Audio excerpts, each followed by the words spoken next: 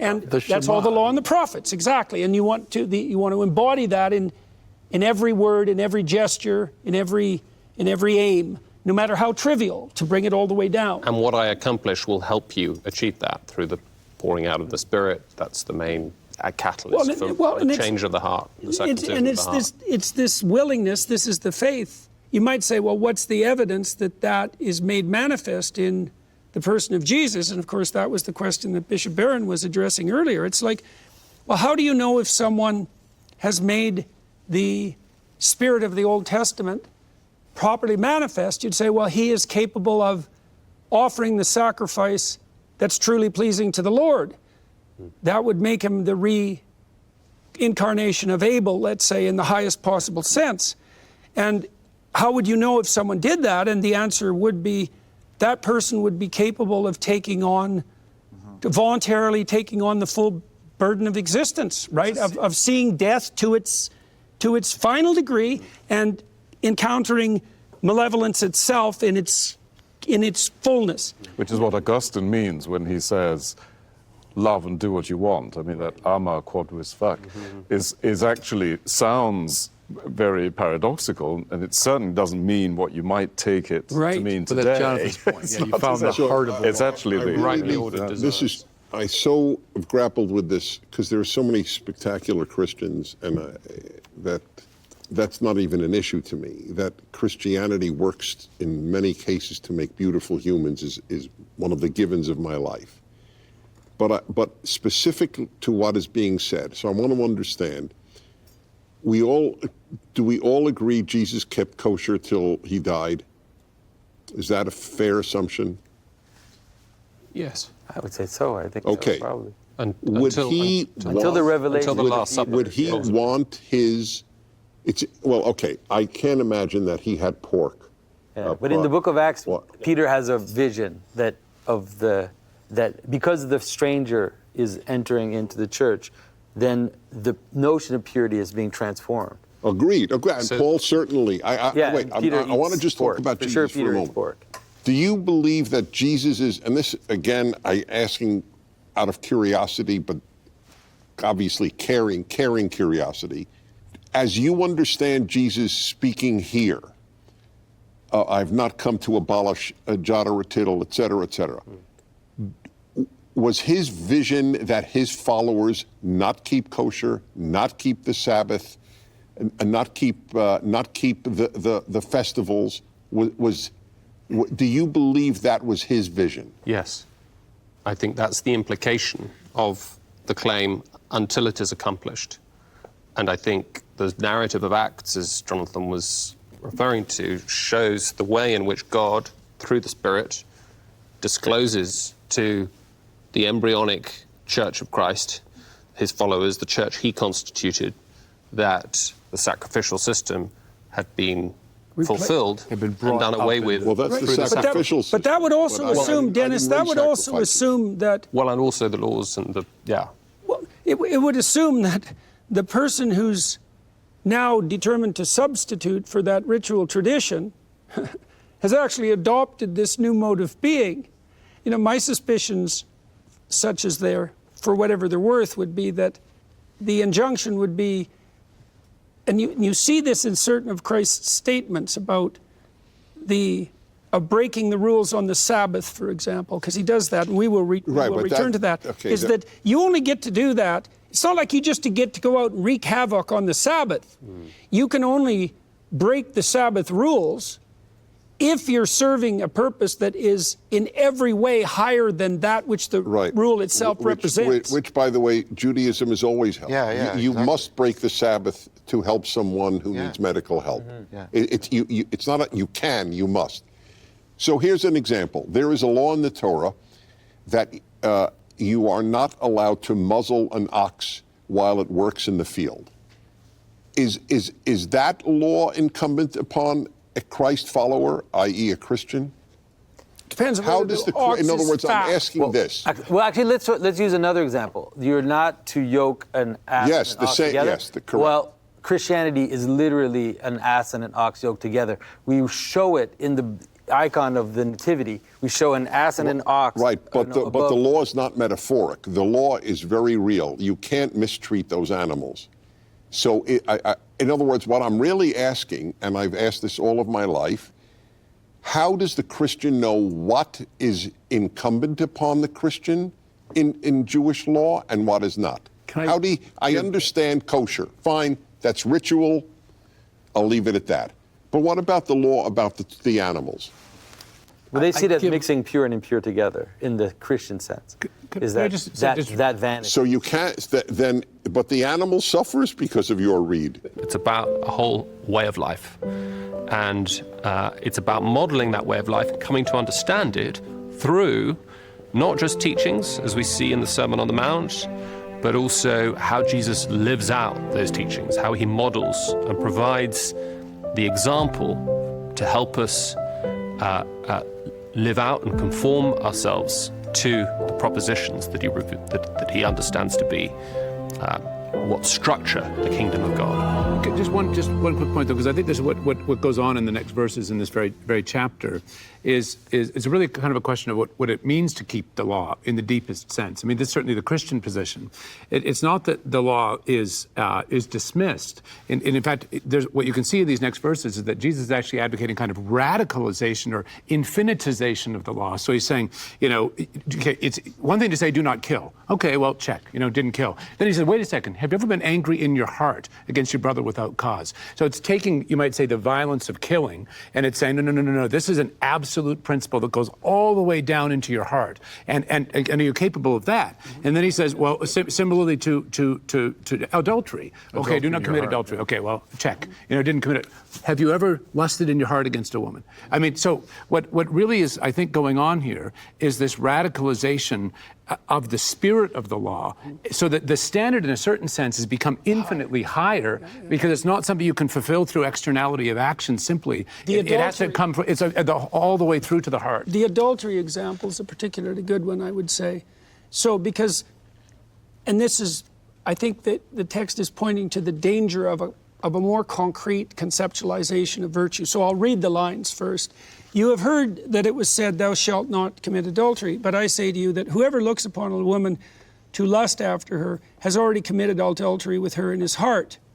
If your right eye causes you to sin, pluck it out and throw it from you. It is better for you to lose one of your members than for your whole body to be thrown into hell. And if your right hand causes you to sin, cut it off and throw it from you, for it is better for you to lose one of your members than for your whole body to go into hell. Okay, so let's take that apart a little bit.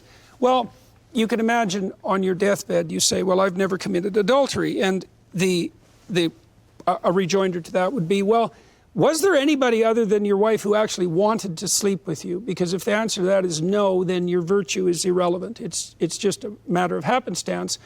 And then you might say, well, no, but I wanted to sleep with someone else. And let's particularize that want. The want would be, it isn't merely that I found someone else attractive.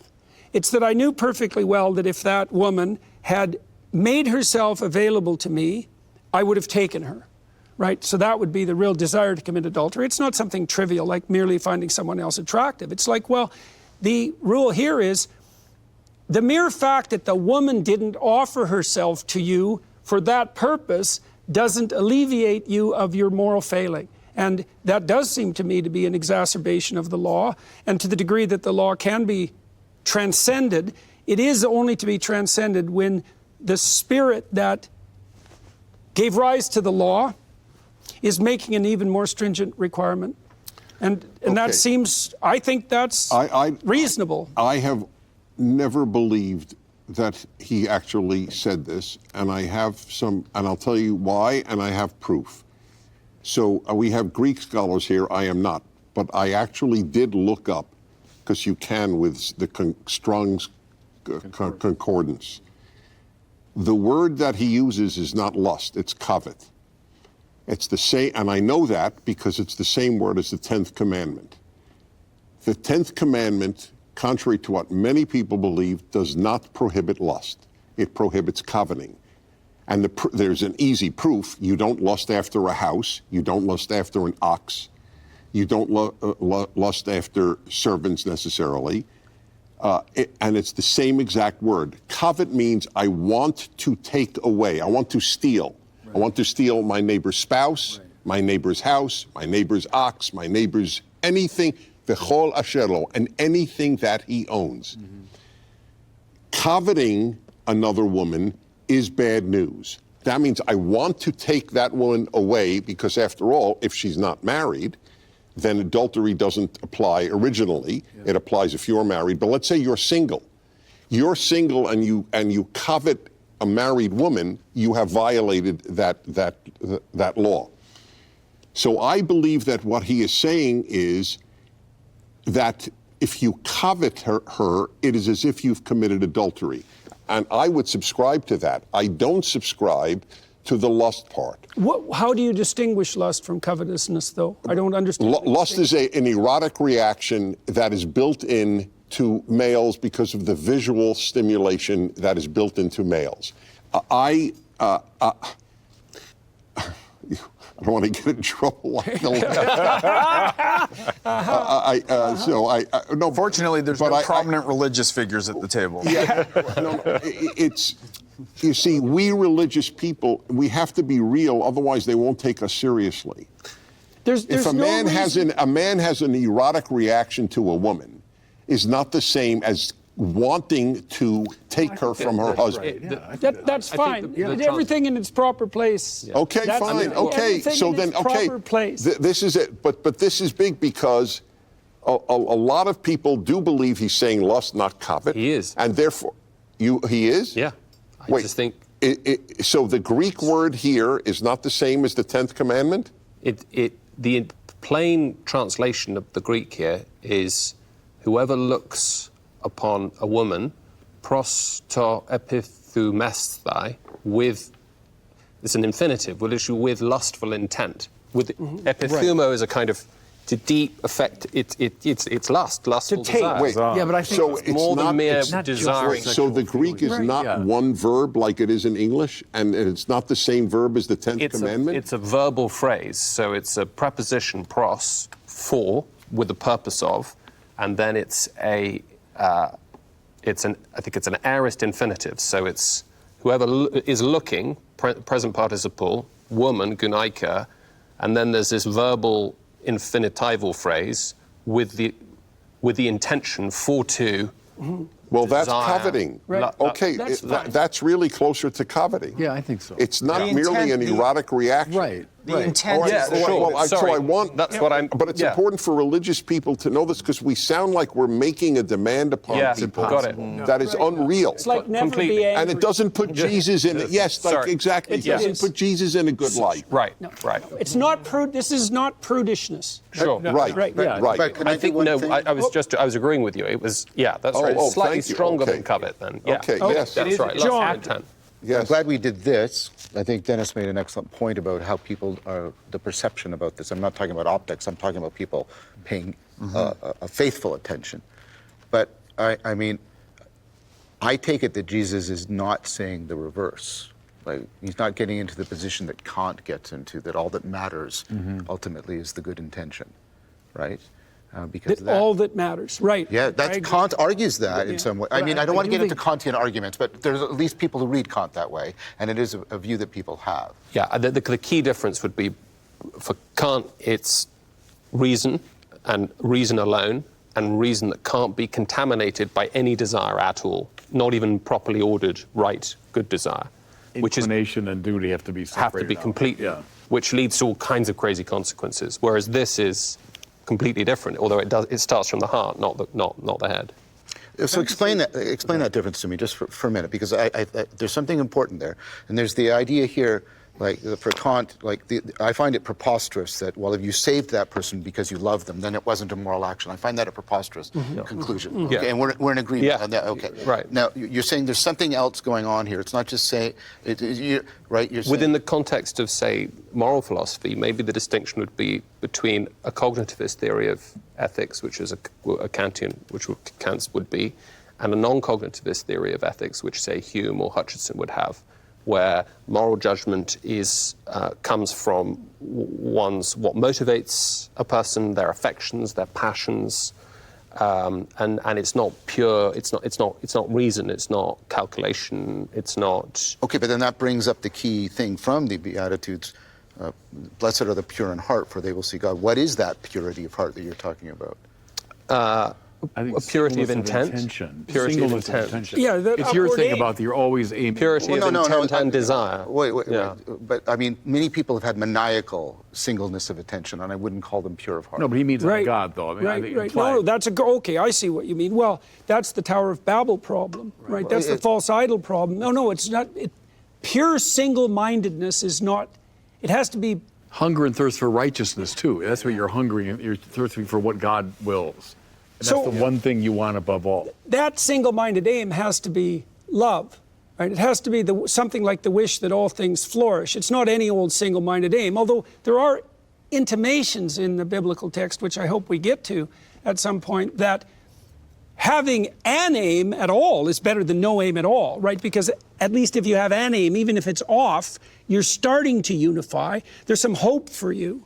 But the aim has to be this upward manifestation that's associated with the highest possible form So it's not just emptying aim, sacrifice. it's orientation. It's not just Yeah, aim, it's orientation. it's orientation, and it might just be helpful. Yes, It might be yes. helpful to add that these. Heavenly orientation. It might be helpful to add that these are not prescriptively expressed. They're not expressed as commands. That's right. They're simply descriptive statements. Yes. They are exhortative. They're encouraging. They're providing an Invitation. example, and I think they are Christological. That is to say, I think all of the descriptions of what brings about a state of blessedness are virtues and conditions that Christ embodies and shows himself to be. And there's embodied, also, as I said earlier. there's also an aspect of this which is actually not, it's not just moral. Yeah. Because, the idea that you have lust in your heart and that you entertain that lust, you become a slave to it. Everybody knows that happens, right? If you have anger in your heart and you entertain that anger, you become a slave to that anger.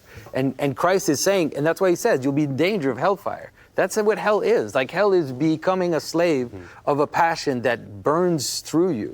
This keeps circling around And so it's and this- around again it's love wisely, love wisely, love wisely, love wisely. Yeah, that's right, love that's right. wisely. Yeah, I agree. Logos agape, love wisely. Love And wisely. here's the standard to aim at, and this is the promise of. So I have a dissent again, and I feel bad, but it's a loving dissent. I don't know that if you have anger, you become a slave to it necessarily. No, that isn't what Jonathan said. It isn't that. It's the same issue. Anger per se isn't the issue. I mean, I don't imagine Christ was particularly happy when he chased the money changers out of the temple. But Jonathan's point was that if you dwell on it and let it occupy you single-mindedly, if you let it take over, if you put your anger in the highest place, even for a moment, you Or become a misdirect it. servant, and then that can become habitual. Okay, When Jesus reacts to Peter, I will say, Jesus in the temple. I have greater problems with people who are not angry at evil than I have people who are obsessed with anger at evil. And God says, or at least the psalmist says, those of you who love God must hate evil. It's a command. Yeah. Hebrew has a command form. If you don't hate evil, you don't love God. So But it doesn't say hate evil, it says hate your brother. no. I'm referring to the anger part. Yeah. Yeah, but righteous anger Hating is good. evil and anger at evil are close to synonymous. Is that fair? Say that again? no. Hating evil and being angry at evil. They're not you don't feel they're I synonymous? think there's more sophisticated approaches to evil than anger. Although I would say anger is better than like a blind and oblivious neutrality. Yes, okay. Right. It may not be the highest. Okay, let's go to this problem next of the verse. human race is not too much anger at evil. No, Okay, it's a- I will say that.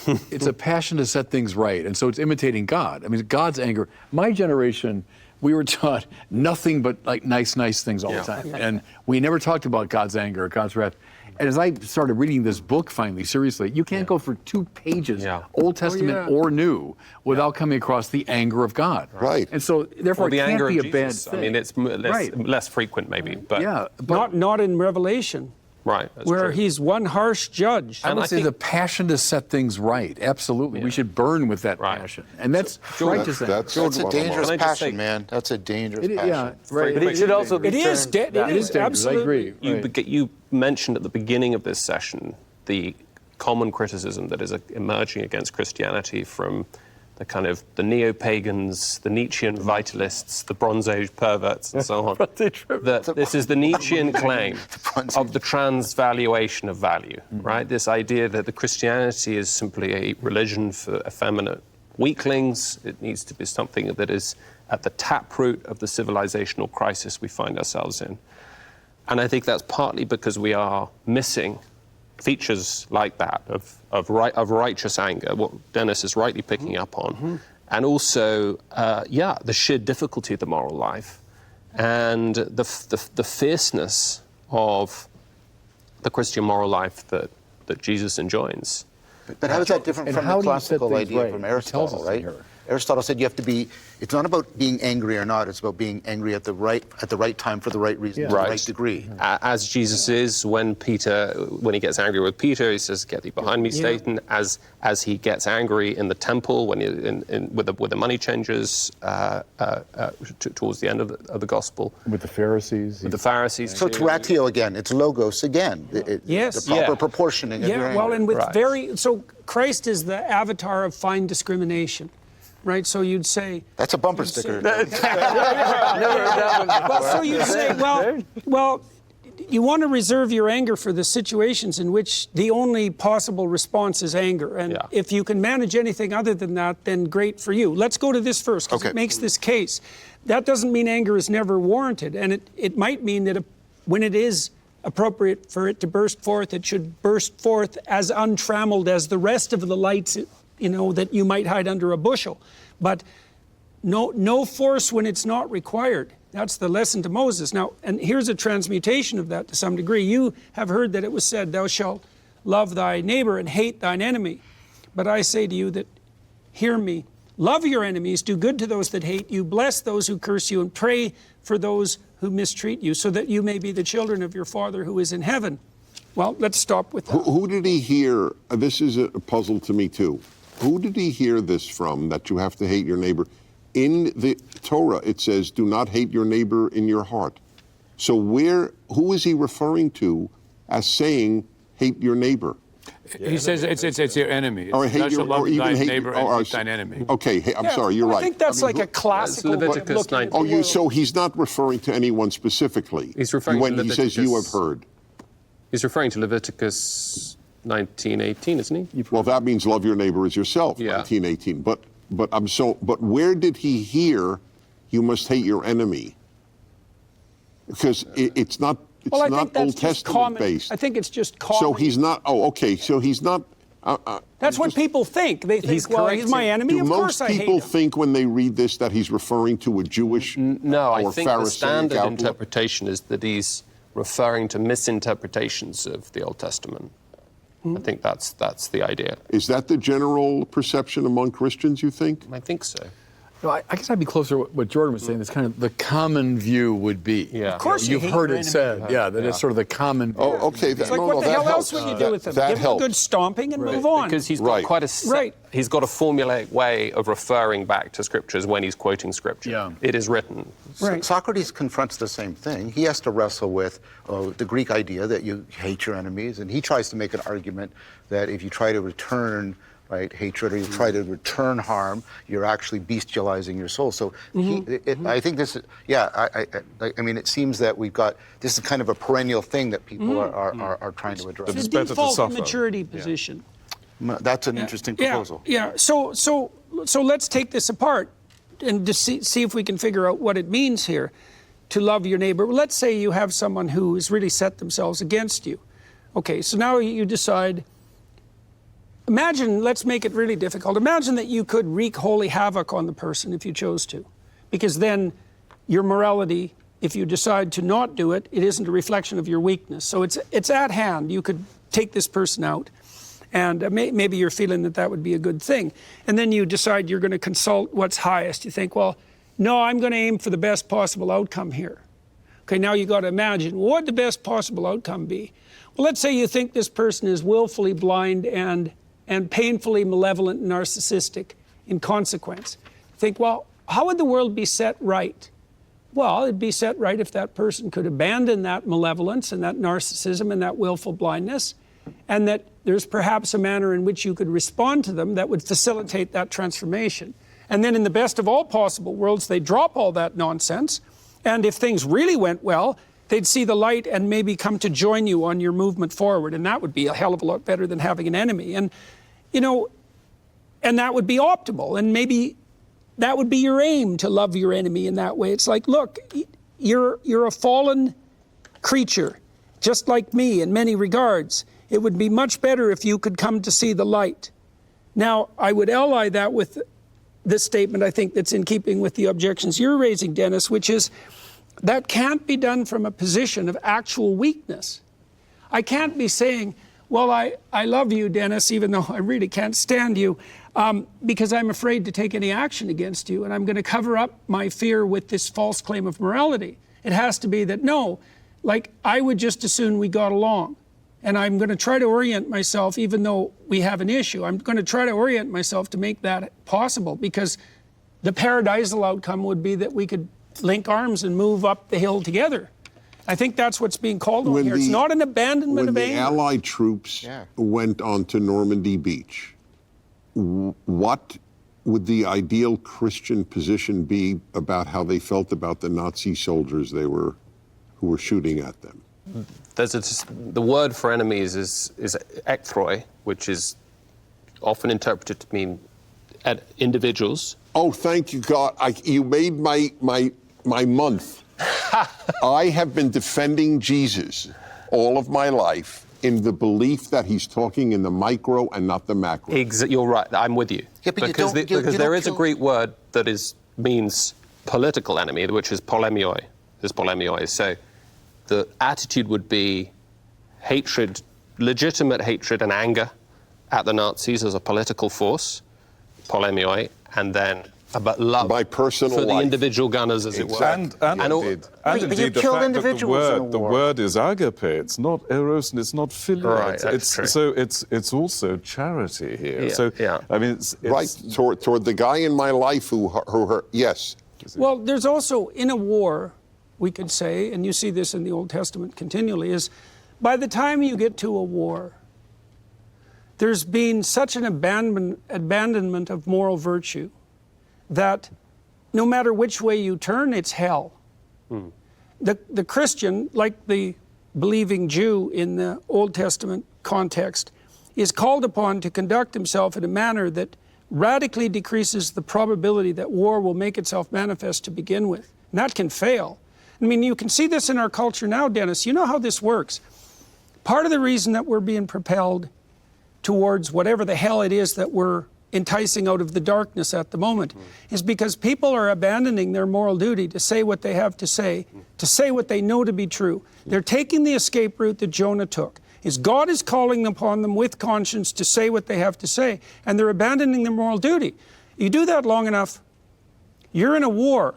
And once you're in a war, it's like, it's not like there's an easy up once you're in a war, you know? Can I make a general observation kind of before we get to cases? Because I think, to me, it's a very clarifying moment.